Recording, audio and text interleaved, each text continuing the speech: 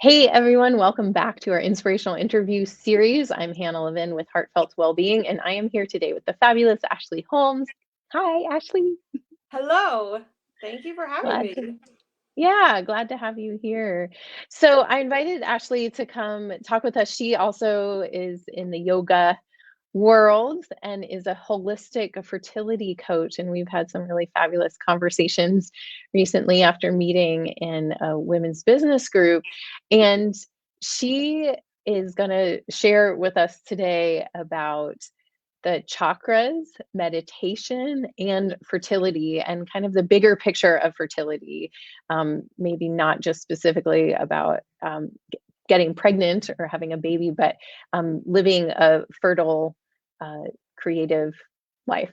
But before we get into that specifically, I'd love for you just to introduce yourself a little bit more and share how you came to do this work in the world. Sure, I would love to. I feel like my path chose me and it chose me for Mm, a reason. And, I really needed to embrace and embody that and realize that there are so many women struggling with this issue or people in the world that are having this difficulty and just providing an alternative that has no negative side effects and just positive benefits. And, it has helped me to birth a business. It has helped me to birth books. It's just like birthing into the world, what you want to exist. So, yeah, a fertile mindset and a fertile life. yeah, yeah. And these ancient wisdom pieces can help us so much in the modern day challenges that we might be experiencing. Definitely. Yoga and Yeah. meditation has just been like the anchor and the grounding and something to always come back to and just to, return to my true nature and, to keep me connected and to, come from that place instead of stress and overwhelm. So we all experience Mhm. stress and overwhelm in our life, and stress can be a good thing, but we need to be able to shift out of that and to not be functioning and operating in this fight or flight mode all the time. And, you know, COVID and infertility, all of the things really do impact us. And Mhm. it was, so beneficial and helpful to me to learn how to come into rest and digest mode and to be able to do that for myself. And then also to balance my energy and my chakras and to learn about my energetic body and that I'm more than just this physical body and to tap into that and to shift blocked and stuck energy was just absolutely transformational. And it's like there's no going back. Once you've seen something, there's no going back. It's no longer unseen.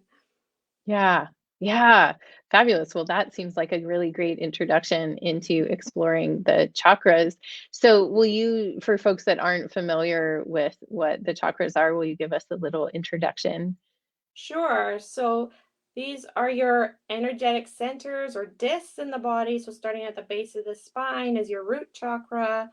And that's really where all of our ancestral power and some of those can be passed on, from generation to generation. So it's sort of taking and seeing what serves you and, detaching from the rest and just bringing yourself back into balance. So we can either be, excessive or deficient or balanced in our chakras. So it's really like finding that place of groundedness and security and stability within. And then, moving up to your sacral chakra, which is, the root and the sacral chakra are sort of the primary focus for women with infertility because your reproductive organs are housed in your sacral chakra. So if you have any sort of reproductive issues or urinary issues or those sorts of things, and it's really just healing and clearing and working with that energy.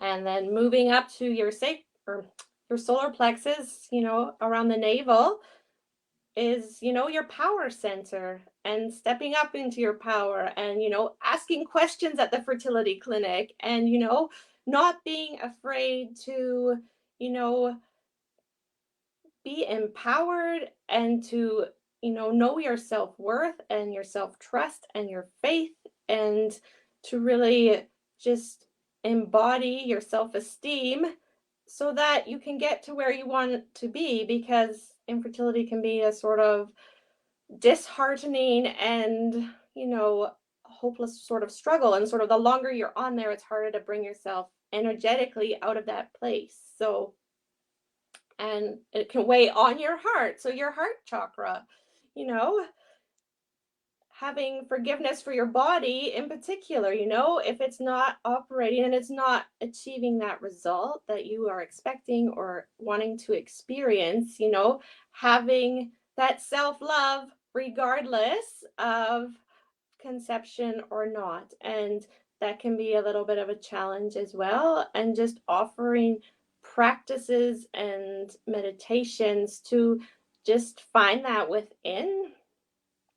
And then moving up to your throat chakra, speaking your truth, saying what's on your mind and not holding it all in. And I know personally that I did that, and I silenced myself and my struggle, and I realized how much that really didn't serve me. And I feel like a lot of women are in that same place.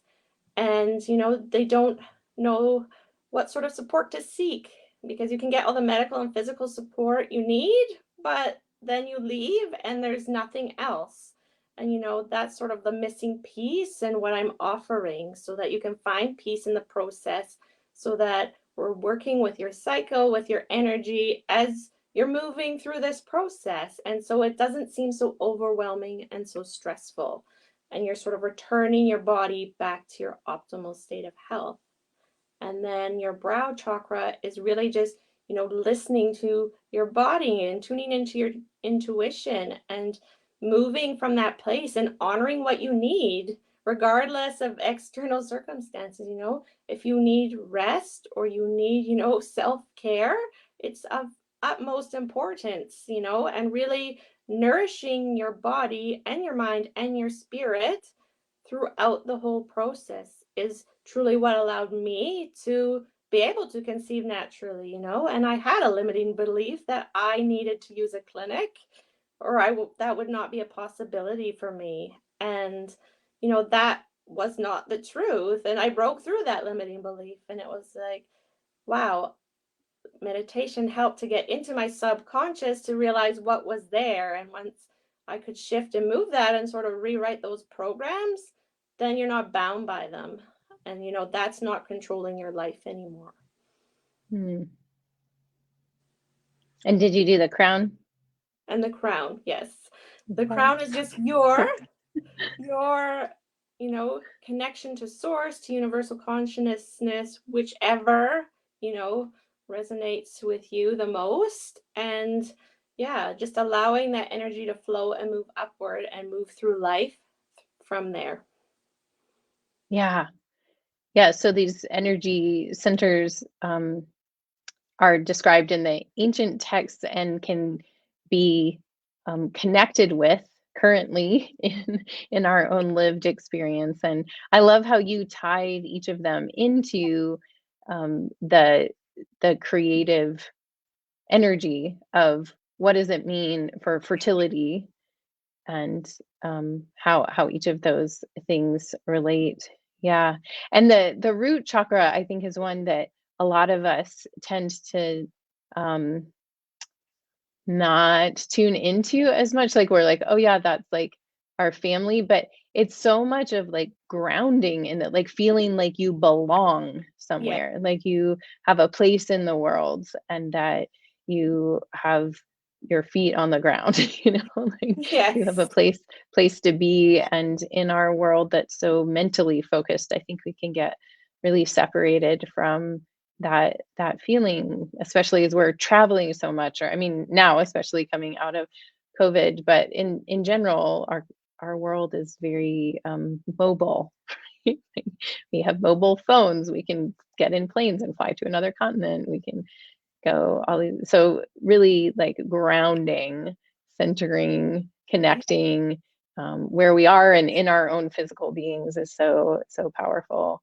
Yeah. So what are some of your favorite practices in terms of fertility in relationship to the chakras?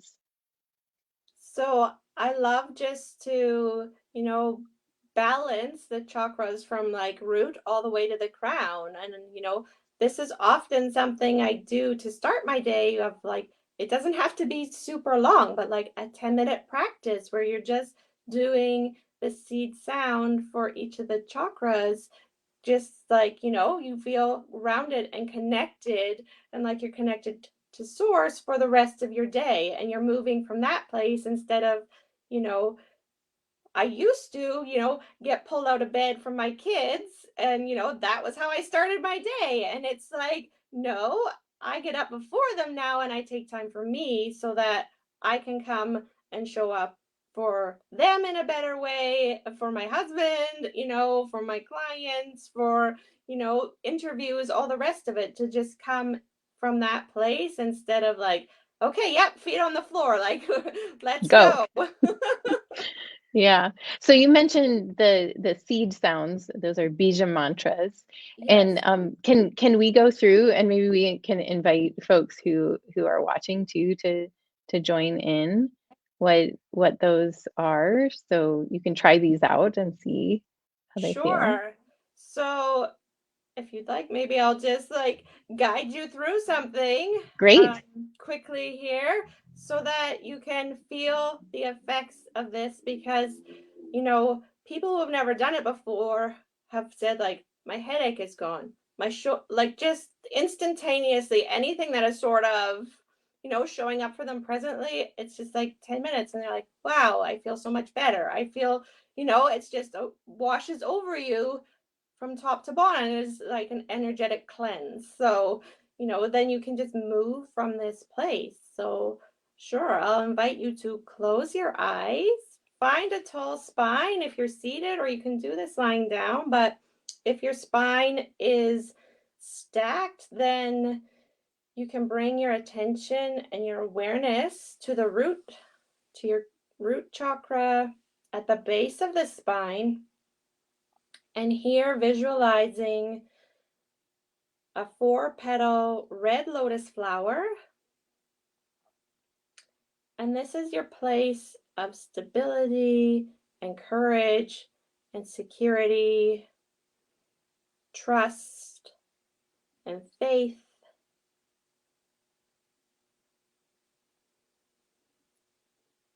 So you can tune in with me or you can join in with the seed sound for the root chakra. It is Lam, Lam. So inhaling here and exhale. Inhaling. Lam.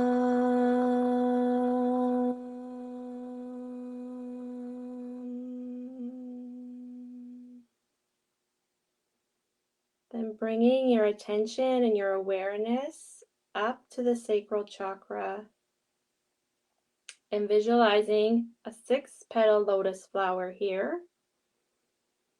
And this is our center of pleasure and creativity and nurturing ourselves and others, as well as releasing any guilt, shame, doubt, any addictions, neediness, fear of change.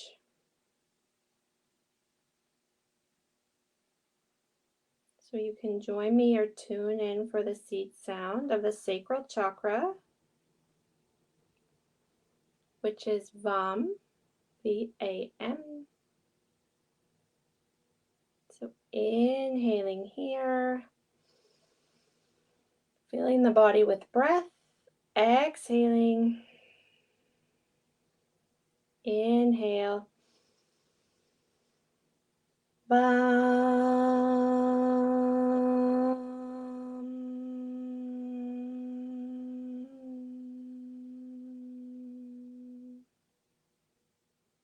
Moving higher in the body, up to the solar plexus. So this is around your navel, and you can sort of visualize this as like the sun or just that fire energy within you. And when we work with the solar plexus, we really want to be moving the energy upwards and directing it towards the heart. So the solar plexus really involves self-respect, self-care, self-discipline, self-esteem, and your courage to take risks. So moving away from victim mentality and stubbornness or hyperactivity, and finding that empowered place within. So you can join me or tune in to the seed sound for the solar plexus, visualizing here a 10-petal yellow lotus flower. And the seed sound or Bija mantra for the solar plexus is Ram, R-A-M. So inhaling here, exhaling, inhale, Ram.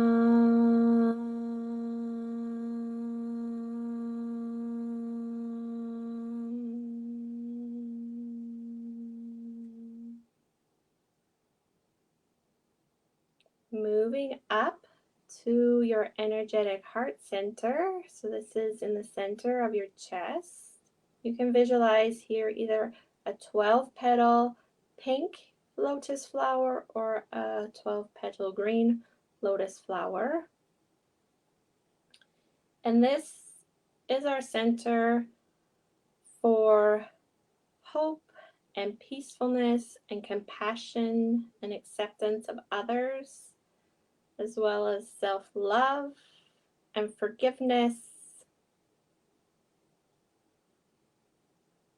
So noticing whether you have any bitterness or withdrawal within, or whether you are jealous or overly sacrificing, and taking the time now to notice what may be present for you, and breathing into an open heart, an open mind, an open body. Self-love is a language of feeling, which is a language of your higher self or divine consciousness. So you can tune in or join me with the seed sound for the heart chakra, which is Yam, Y-A-M. You can inhale here, exhaling, inhale, Yam.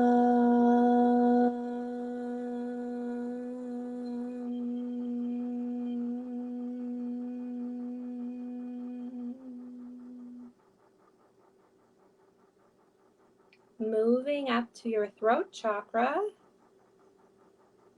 and visualizing here a blue 16-petal lotus flower. So with this chakra, wanting clear and concise communication, speaking your truth, expressing yourself, as well as being able to set boundaries.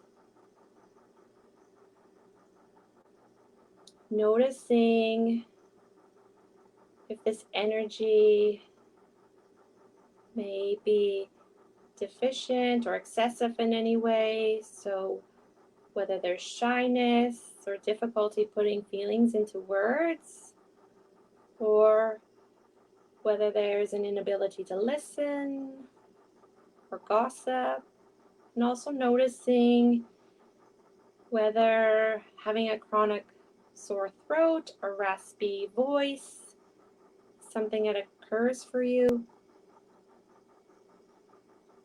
And then moving to the seed sound for the throat chakra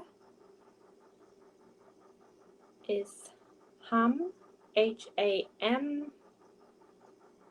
And you can join me, or you can tune into the vibration. Taking an inhale here. Exhaling to release the breath fully. Inhale.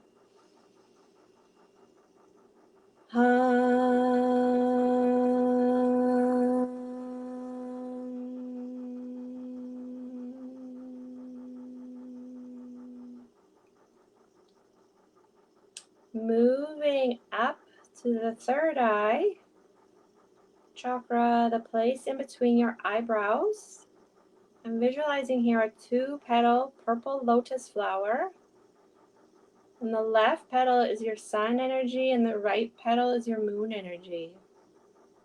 And this is our place of intuition, wisdom, and insight, as well as right reasoning.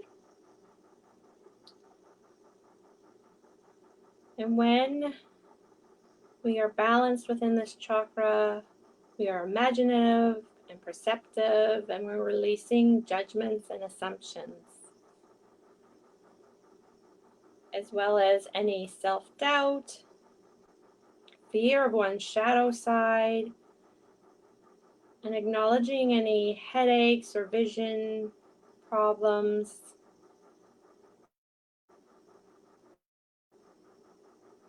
And the seed sound for the third eye chakra is Om. And it is A-U-M because each syllable has its own energetic connection to universal consciousness. So inhaling here, we're tuning into the vibration for Om, filling the body with breath. Exhaling to fully release the breath. Then inhale. Om.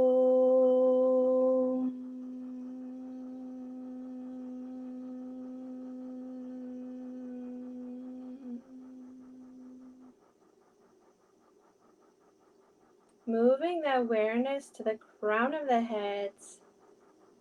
Visualize here a 1,000 petal lotus crown resting upon your heads. This is your connection to universal consciousness, to source, to the divine within you.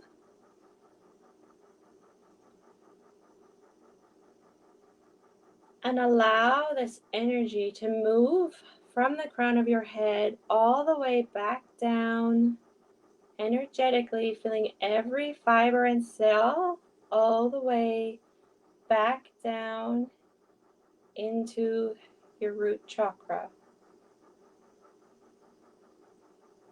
Feeling all of your chakras being open, spinning, and balanced.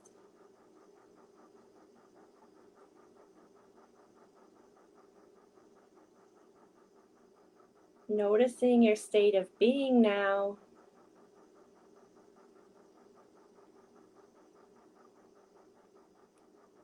And being ready to take this into the rest of your day. So whenever you feel ready, you can open your eyes.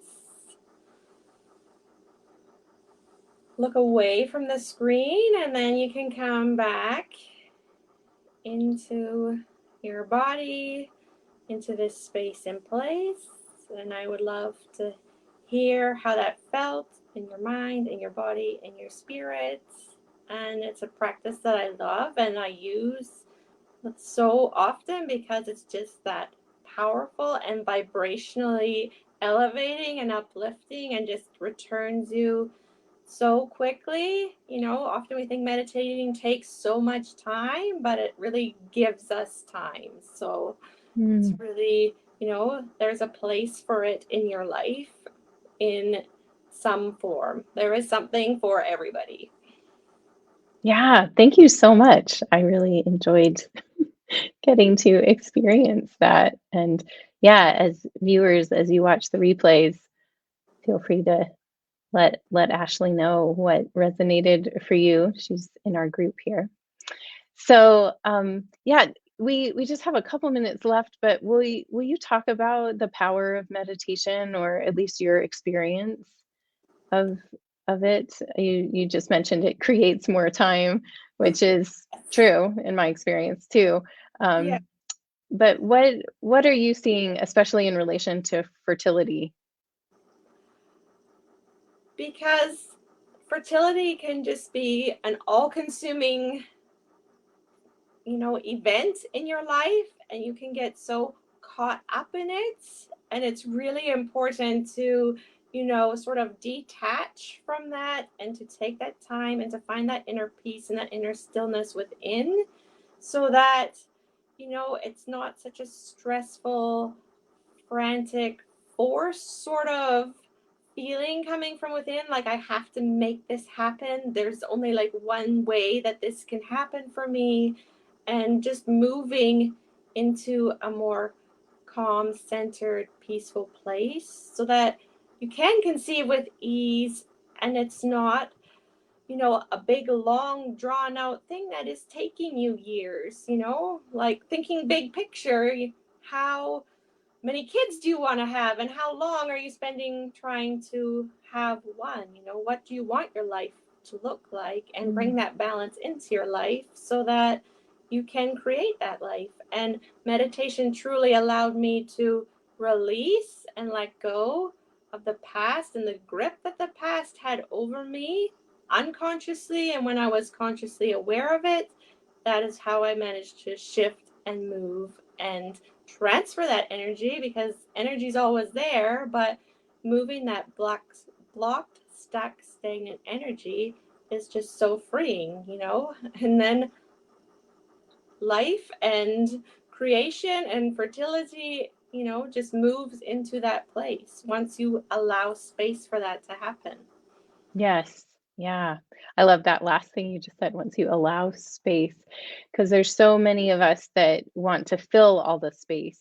And it really is in allowing the space that then there is the creativity, the time, the energy, the flow for that larger birth, whatever it is, right? Whether it's birthing a business or birthing a baby or birthing a new um, hobby or whatever it is.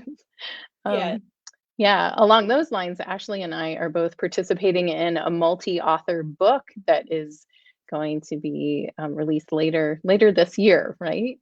Yes, Um, July. oh, in July it will be released. Great. So yeah, we're both going to be participating in that, and so we're getting into our fertile modes of writing here soon. So as we're wrapping up here, tell folks where they can find you and access more of what you offer. Sure. I can be found inside my Holistic Fertility Coach Facebook group. And, I offer meditations and these bits of peace and wisdom and holistic practices to help return you to that place of well-being and health. And if this isn't what you currently need in your life, then I guarantee someone in your life is in that place. So, you know, depending where you are in the world, it's 1 in 6 women or 1 in 8. So in Canada, where I am, it's 1 in 6. And that truly is a lot of women, and a lot of Mm. women who could use some support along the way. Yeah, yeah, I know statistically the childbearing generation right now is the most infertile that humanity has ever seen. And I think it is interesting to ponder why that is. It's like so many factors and a lot of stress, and people are turning to drugs more often than not. And so your work in the world is so needed. Just even what we got to experience with you today of, what happens when we tune into our own bodies, into our own energy, and shift that can really lead to a different relationship with fertility and different potential outcomes. So thank you so much for your work in the world, and thank you for joining us today. Thank you so much, Hannah. It's been a pleasure Yeah, to be here. wonderful. Well, we'll talk to you again soon. Take care. You too.